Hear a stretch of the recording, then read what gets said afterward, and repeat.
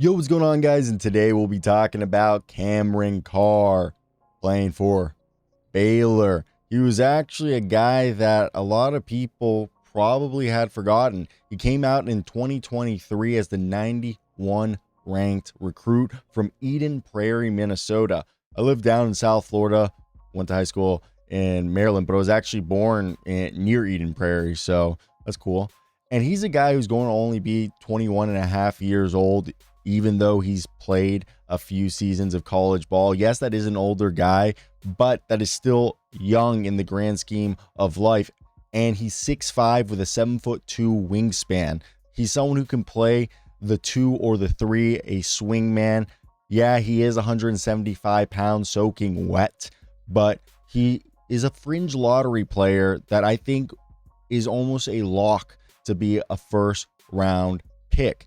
He could go back to college if he is compensated enough, or isn't a guaranteed top 20 pick. Averaging 19 points, almost 6 rebounds, 3 assists, just under a steal, a little over a block a game, shooting 50.6% from the field, 38% from 3, 78% from the free throw line on 12.5 attempts, and 5.6 of those attempts being from 3.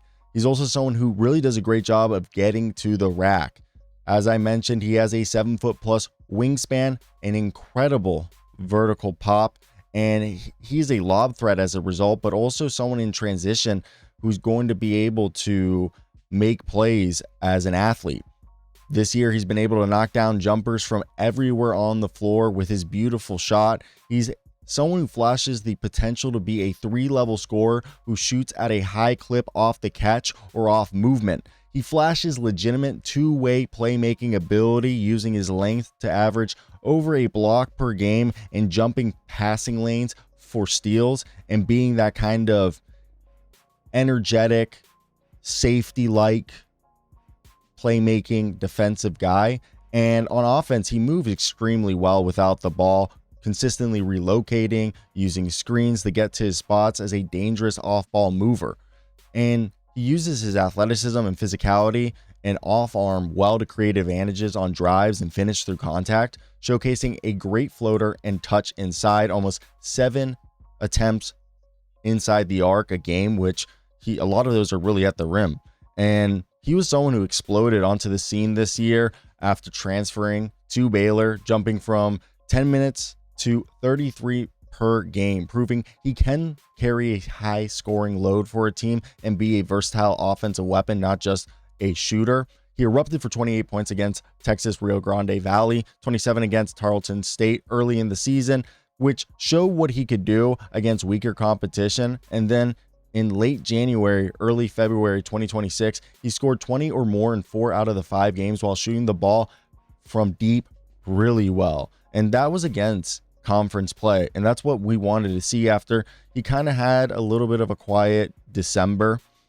The thing that he needs to do, and we mentioned it early in the video, is he is 175 pounds soaking wet. He's got to get some sort of strength. I think that's going to keep him at least a year from being able to be an impact player in the NBA, due to the fact that his frame at 175 pounds won't be able to handle the nightly physicality that the NBA has on both ends of the floor. And his ball handling and playmaking show flashes, but it's the decision making that is a major concern. He has a negative assist to turnover ratio and gets tunnel vision, leading to awful stretches of shot chucking. As talented as he's flashed on defense, the consistency is volatile. He gets lost off ball and loses the physical battle more often than you'd like. Despite his tools, his confidence can turn into a weakness, leading to a questionable shot selection and forcing the issue against defensive pressure, especially when asked to handle the ball.